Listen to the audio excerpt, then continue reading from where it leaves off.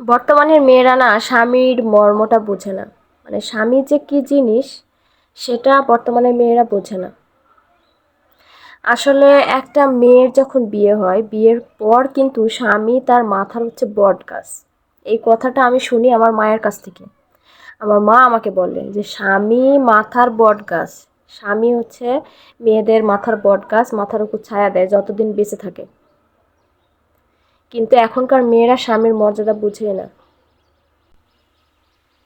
কি করে বুঝবে? এখনকার মেয়েরা তো স্বাবলম্বী বেশি, নিজে নিজে কামাই করে, নিজে টাকা রোজগার করে, এই জন্য স্বামীদের গুণার টাইম নেই। কিন্তু এটা করা কিন্তু আসলে মোটেই উচিত না। আর স্বামীর মর্ম বুঝে না জন্য এখনকার মেয়েদের এত ডিভোর্স বেশি হয়, ইগনোর করে চলে সব সময়। আসলে এটা করা আসলে আমাদের মোটেই উচিত না। বিয়ের পরে একটা মেয়ের স্বামী সব কিছু, স্বামী যেটা বলবে সেটাই আমাদের করা উচিত। আর কিছু ক্ষেত্রে মানে কিছু কিছু স্বামীরা আছে অত্যাচারী হয়, অনেক অনেক শাসন করে, সেটার হিসাবটা কিন্তু আলাদা। কিন্তু অনেক স্বামীরা কিন্তু অনেক ভালো, বউকে অনেক ভালোবাসে, অনেক কেয়ার করে, অনেক যত্ন করে, তারপরেও দেখা যায় যে স্বামীর সাথে খুবই দুর্ব্যবহার করে। স্বামীকে দেখতেই পারে না, কথায় কথায় এটা ওটা গালি এগুলো বলে। আসলে এগুলো বললে কিন্তু একটা ছেলে মানুষের মনটা অটোমেটিক ভেঙে যায়। এগুলো বলা আমাদের আসলে উচিত না।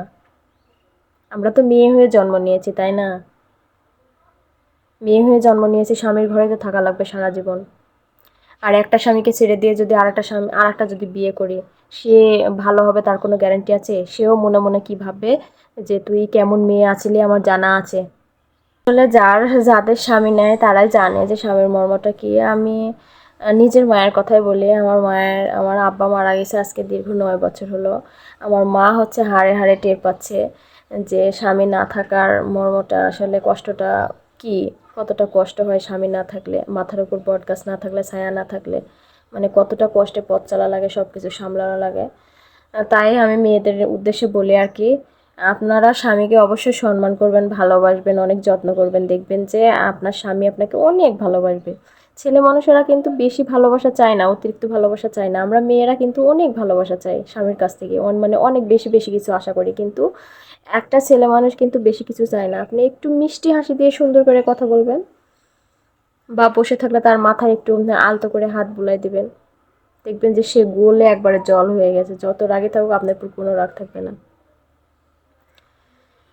এজন্য স্বামীর সাথে ভালো ব্যবহার করুন, আর দুজনে ভালো থাকুন।